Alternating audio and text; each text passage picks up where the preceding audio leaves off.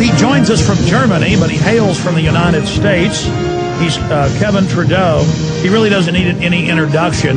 This is the guy I remember many, many years ago, more than a decade ago, national TV spots exposing Ritalin is hurting children, shrinking their brains, attacking their hearts. Now they have to admit that on the drug insert. Prozac-type drugs causing psychotic behavior.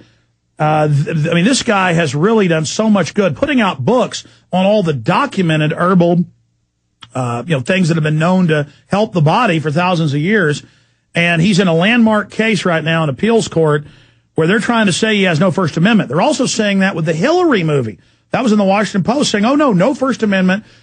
This case is deciding whether you can criticize Hillary Clinton. And we have the fairness doctrine they want for the Internet. We have the Cyberbullying Act saying if someone says you hurt their feelings, a federal felony. I mean, this is really happening. And Kevin Trudeau is just giant. I always said, I like Kevin Trudeau around the office, but thought, he's so busy, I won't try to get him on. Then found out through Mancow that Mr. Trudeau was familiar with PrisonPlanet.tv, and I was aware of what we do, so maybe we'll get him to talk about that a little bit later because I'm flattered and interested in how he found out about us. But joining us from Germany is Kevin Trudeau, who's an absolute giant when it comes to exposing corruption and funding himself to be able to do that. Doing good moral things and becoming successful, that is the American way, and that's why they're coming after him. Kevin Trudeau, great to have you here, sir. Hey, it's my pleasure. Thanks for having me on, Alex. You bet. You don't like talking about yourself, but for people that don't know all the things you've done, break down all the great things you've done, and then now how they're coming against you and all of our free speech. Well, my books now have sold over 50 million copies. My biggest book was Natural Cures They Don't Want You to Know About. That was #1 on the New York Times bestseller list 26 weeks in a row. It actually was the #1 selling book in America. It beat Harry Potter, and that's never been done in history, especially it's a nonfiction book. Now, but way back when, in 1989, I went on TV, as you'd mentioned earlier, with a program called Mega Memory. I founded the American Memory Institute, which became the largest memory training school in the world. And I was teaching children how to improve their memory so they could do better in school. And a guy named Sean Shanahan had a reading program called Hooked on Phonics because he was upset that they were the Department of Education was taking phonics out of the schools, dumbing down our kids. So he was teaching kids how to read by teaching them phonics, which they should have been taught in the schools. I was teaching them memory training so they could remember more information and have a higher self-esteem and do better. And I exposed that the Department of Education put a mandate out to school systems saying the more kids you get on Ritalin, the ADD drug, you're going to be benefited financially. We'll pay you $500 for every child you get on Ritalin. So the school system started drugging the kids, basically making them brain dead and putting them on psychotic drugs. They were taking phonics out of the schools, dumbing them down so they're illiterate, and I was exposing this. Guess what happened? I got sued by the Federal Trade Commission for false and misleading advertising, even though of the $400 million worth of memory courses that I sold, there were no complaints. And I had federal judges, I had politicians bought the program, said it was great, but the FTC was mandated to shut me up. They also, by the way, Kevin, I bought your system when I was in like junior high or high school, and I already had a great memory, certainly improved what I was doing. It's a free country. I'm allowed to buy your product, even if it's crap, which, by the way, it's not. That's why you're so successful. Is because you do sell a lot of great stuff. That's my right. And now they're even going after Cheerios, saying it'll lower your cholesterol, a diet rich in this. I mean, this is really a tyranny. It really is suppression of the free flow of information, because if people bought, let's say, my program, Mega Memory, they sued Sean Shanahan with Hooked on Phonics and bankrupted the guy. Luckily, I had the funding to fight back. Now, my companies over the last few years have done around $3 billion in sales. So I've been very lucky to have the financial backing to say, no, you're not going to win.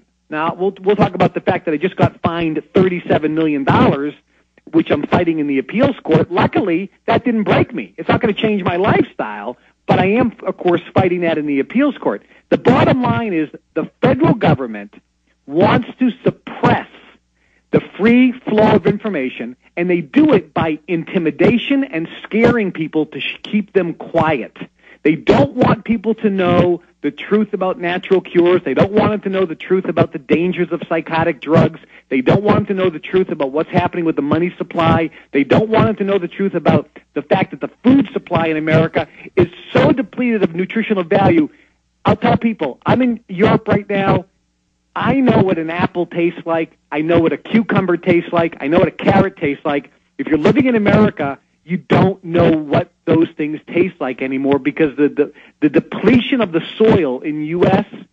is beyond comprehension. You'd have to eat, Dr. Emmanuel Shiraskin said this 15 years ago.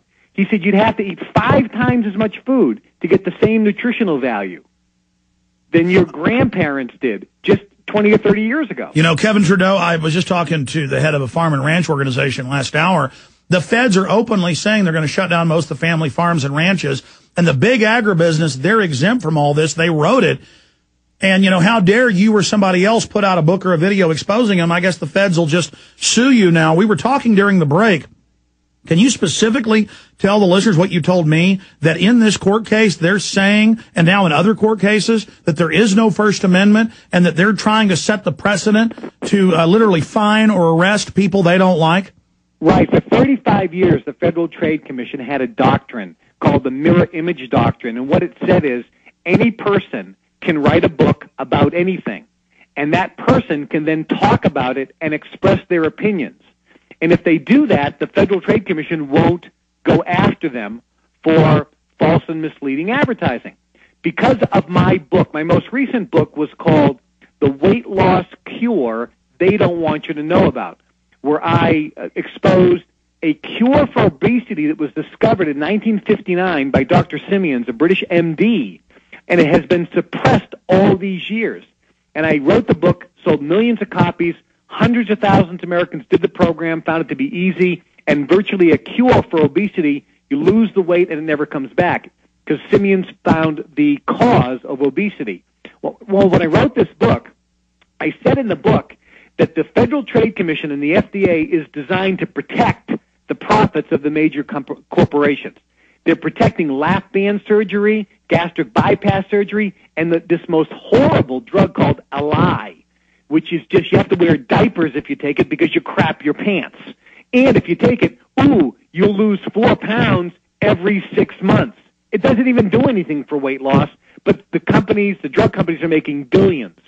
When I wrote this book, it was so popular that the drug companies forced the FTC to sue me, and the FTC said, we are canceling our mirror image doctrine. We now are saying that it's our legal right as a federal agency to attack authors if we don't like what they write in their books. And authors who say their opinions can be sued by the government. So they sued me, stating that my opinions in my book were wrong. They didn't like my book. Well, take Irwin Schiff. Irwin Schiff wrote a book saying the IRS is a fraud, a collection agency for the private Federal Reserve, which is true. But regardless if it was a lie, he still has a right to write it. The judge told him, don't issue that book anymore, don't print anymore. He did. They arrested him, tried him. He's in prison for the book. And you know, they're telling the makers of the Hillary movie they're not allowed to put that out. They've, as I said earlier, they've introduced bills to restrict free speech. I mean, they are really scared of what people are saying and doing right now, or they wouldn't be moving like this against the First Amendment. I think they've bitten off more than they can chew. I think this is going to blow up in their face. You know, the new Freedom Initiative's internal documents came out in 2006, as I'm sure you know, saying the plan by the FDA and the schools is to get half the kids on Ritalin and Prozac classes of drugs, up from 15%. And that it is all just a business operation, and they were given campaign money to do it. Now, that was released by one of the board members, made the news, not big news. There is the evidence of criminal activity. It's okay to push deadly drugs on kids, but you don't dare tell them that Cheerios might be good for them. Correct. And the point that people listening need to understand is that the federal government, specifically agencies like the Federal Trade Commission and the Food and Drug Administration, these agencies are not protecting the United States citizens. These agencies are protecting the profits of the corporations that donate the most money to the political campaigns. That's the fact. And here's a perfect example about this. The FTC, the Federal Trade Commission, routinely sues companies for false and misleading advertising. If you look at the last 5 years, they've sued small independent companies, and they always have the same MO. They go into court, they never call the company in advance. They rush into court secretly and demand that the judge freeze all personal and corporate assets of the company, which the judge grants 99% of the time. So now they don't have money to defend themselves. Bankrupting the company. Okay? That's number one.